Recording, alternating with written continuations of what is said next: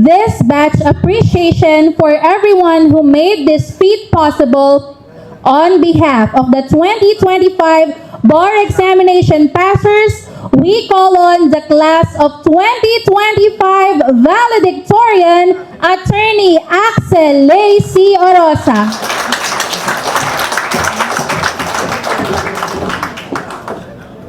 Hello po.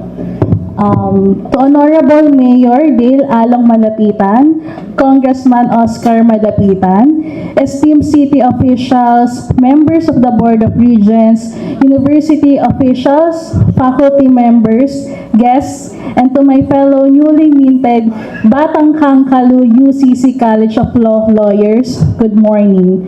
It is truly an honor to stand before you today and speak on behalf of the once dreamers of the UCC College of Law who now proudly bear the title attorney. While this title carries one name, it is never owned by one person alone. This journey has always been built by partnership. The title attorney is a shared achievement, one built by the people who believed in us, walked with us, and lifted us when we were close to giving up. Today, we stand here with hearts full of gratitudes. To our families and those closest to our hearts, thank you. You saw us during our struggles. Behind every breakdown was a steady hand offering comfort, patience, and unconditional love. You stayed with us through our failures, doubts, and sleepless nights, and today, you share in the joy of this victory. This achievement is as much yours as it is ours. To our professors and mentors, maraming salamat po. Thank you for going the extra mile in teaching us. Only now do we fully understand why we endured endless readings, tough recitations, and difficult examinations. You prepared us more than we ever imagined. You were with us during bar season, cheering us on, sending encouraging words, and reminding us that we were capable. When we took the bar, your voices echoed in our minds as we answer each question. Tunay po nakasama namin kayo sa bawat pagsagot namin during bar exam. To the University of Caloocan City College of Law, headed by Acting Dean Dexter Calizar, and po sila Ma'am Kai, and the rest of the dedicated staff, maraming salamat po. You have been with us since day one of our journey until this very moment. Thank you po for your sacrifices and tireless efforts. From enrollment to compliance with requirements, up to today, as you listen to our testimonies, you never left us po. Ang sarap pong maging UCCian lawyers. Dahil sa mga panahong kailangang magpasa ng requirements at halos wala na kaming lakas, hindi na po namin ito gaanong problema.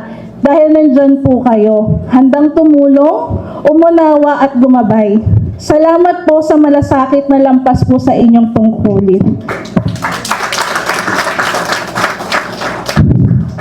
To one UCC, most especially po sa BOCC, headed by Bar Chair Madge, and syempre, ang nag-iisa at walang katulad, ang aming advisor po, Attorney Neriza Azurin, taos-pusong pasasalamat po.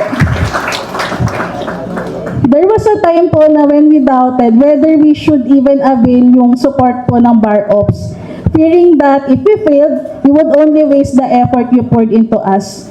But the words of Attorney Azurin stayed with us, that accepting the help of the BOCC was one way of the Lord eases our journey. Totoo po iyon. At habang buhay po namin tatanawin na utang na loob ang tulong na ibinigay ninyo.